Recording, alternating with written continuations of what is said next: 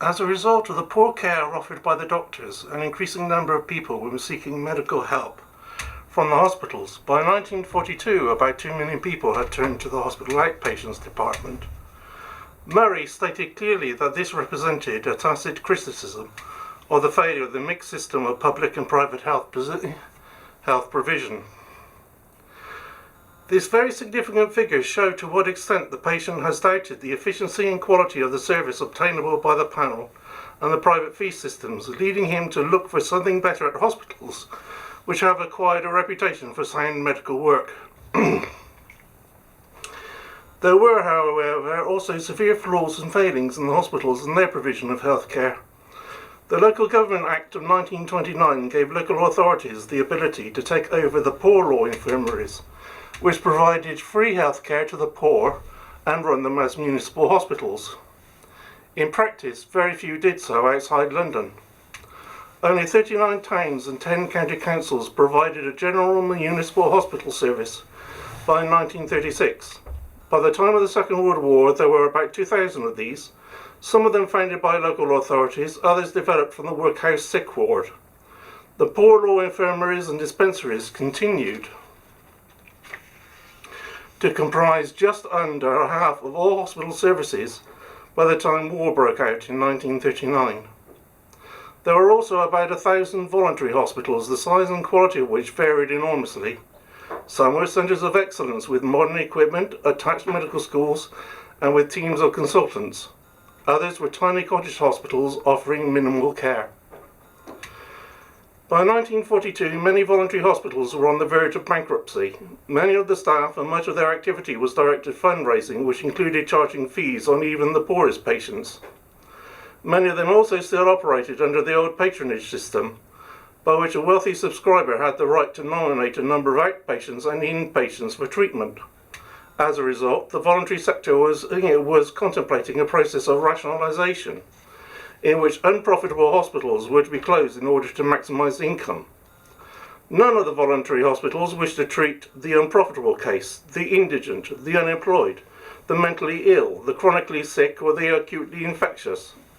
These were sent instead to be treated by the public hospitals, which by law could not refuse to admit them.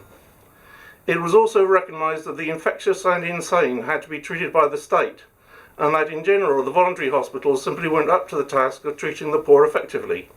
Murray remarks, "Had the voluntary system been in any way a possible method of providing the hospital services which the sick of this country require, it should, of course, have been capable of dealing with every type of illness. As it is, we have now reached the position that of the 450,000 hospital beds, only 1/5 are provided by the voluntary system." One of the founders of the NHS, Sir George Godber, gave his description of a range of hospital provision he discovered in his 1942 survey. You must remember hospitals in those days were very different from today. An isolation hospital might only have 5 beds. There was a hospital for scarlet fever in the Prime Minister's, Margaret Thatcher's hometown of Grantham, that was housed in a wooden hut on top of a hill without sewers or water. The water was delivered by cart once a week.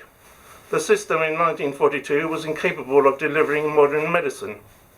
There were dilapidated buildings, insanitary conditions on the wards, inadequate space for radiology and laboratory services.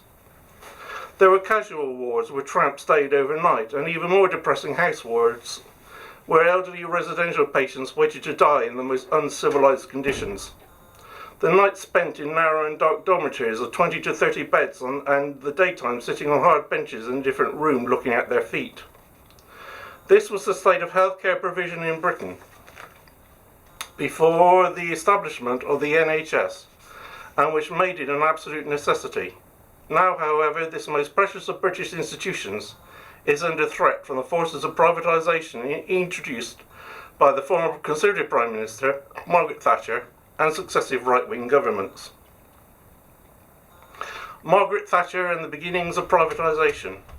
Thatcher stated in her 1993 memoirs, The Downing Street years, that she considered the NHS to be a service we could be genuinely proud of, and acknowledged that it provided a high quality of care at a reasonably modest cost, especially when compared with some insurance-funded systems. She also said she wanted to see a flourishing private sector alongside it. She also felt that it lacked the right economic signals to respond to the limitless demands upon it.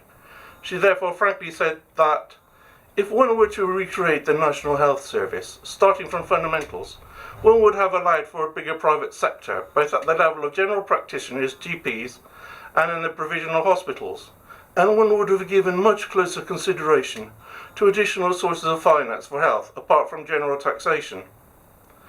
Thatcher was committed to reforming the NHS, and so in 1988 set up a small group to look into it. The group included the then Chancellor of the Exchequer, Nigel Lawson.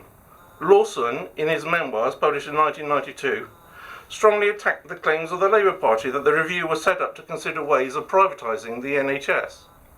He was concerned to support the parallel availability of private healthcare, and also wanted to increase charging in the NHS on the grounds that it is highly desirable that people should be reminded that nothing is free. Thatcher also wanted him to increase tax relief for private health schemes. He refused to introduce blanket tax relief, merely confining it to insurance schemes by and for those over retirement age. In fact, previous politicians, such as Nye Bevan and Richard Crossman in the Labour Party, and Keith Joseph, Thatcher's mentor in the Tories, had considered, then dropped, the idea of introducing hotel charges on NHS patients for the use of hospital beds. Despite Lawson's denials, Thatcher's government had been considering replacing the free NHS with an insurance-based system. She discussed the complete abolition of the welfare state with Geoffrey Howe and other of her cabinet ministers. Both realised that it would mean the end of the NHS. There was a near-cabinet revolt, as the ministers realised that it would immediately mean their defeat at the next election. The ideas was also abandoned after the Minister for Health, Patrick Jenkin, had been on a fact-finding mission to the US. She was considering stopping it being funded through general taxation and replacing it with a mixture of national insurance and private health insurance. This was to make the service both self-financing and take it out of the annual round of examination of public funding. And Thatcher had, in 1988, stated that her review of the NHS would explore all options, including the health service's abolition. The Conservative right recommended gradually running down the NHS and replacing it with an American system of private health care funded by insurance. They also suggested that the NHS should be replaced by the type of health maintenance organisations operating in America. These ideas were almost immediately turned down, partly because the Treasury was aware of the crisis of American health care, where costs had risen massively. Instead, the government set up a system of internal markets in which district health authorities would commission services from the best performing hospitals. The system had been recommended by an American advocate of managed competition during a trip to the UK in 1985. It was a brainchild of Nigel Lawson and supported by the extreme right-wing No Turning Back group. When it appeared in 1991, it thus bore strong similarities to the system of preferred providers in the US Medicare and private healthcare systems. As well as purchasing services from NHS hospitals and trusts, the government also demanded that they should buy in services from private healthcare companies. It was also expected to promote competition with the separate NHS hospitals competing against each other. The creation of the internal market made the NHS more like a private healthcare system, and thus made its privatisation by a future government that much easier. This was also strengthened by the removal of the consensus system of management in the NHS, in which doctors, nurses and administrators all had their part, by a system of general management similar to that of private commerce. Thatcher also introduced a system of competitive tendering in which the health authorities and hospitals were expected to put services like portering, laundry and catering out to private contractors in order to avoid further private sector strikes, such as those in the 1979 Winter of Discontent.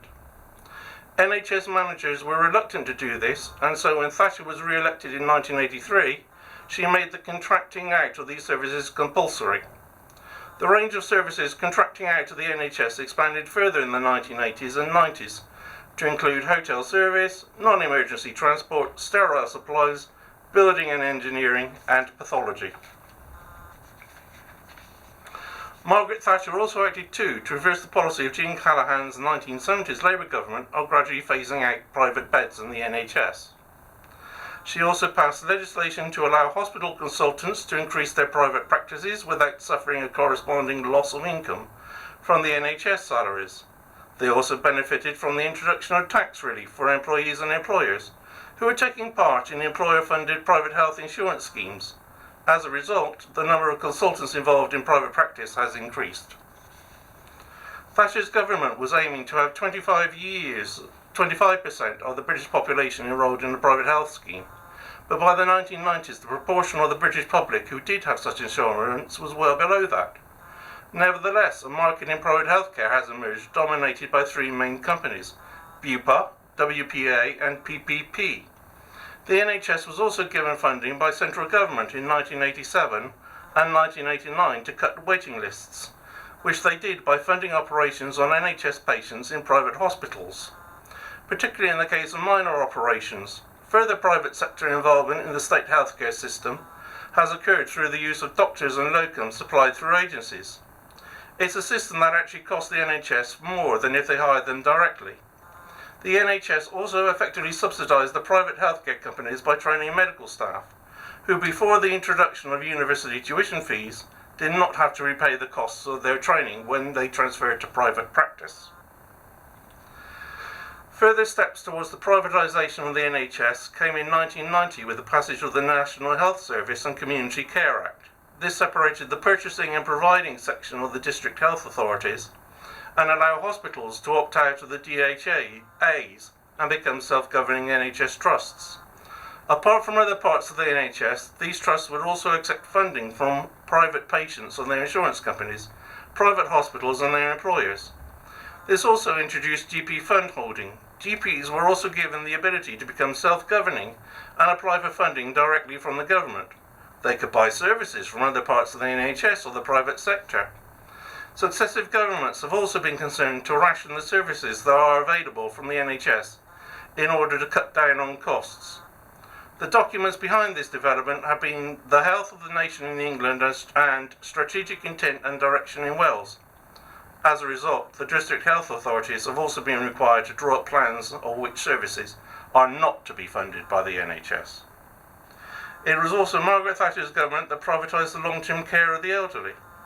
This had previously been funded by the NHS, but following the 1988 Griffiths report, it was removed and made the responsibility of the social services departments or local councils.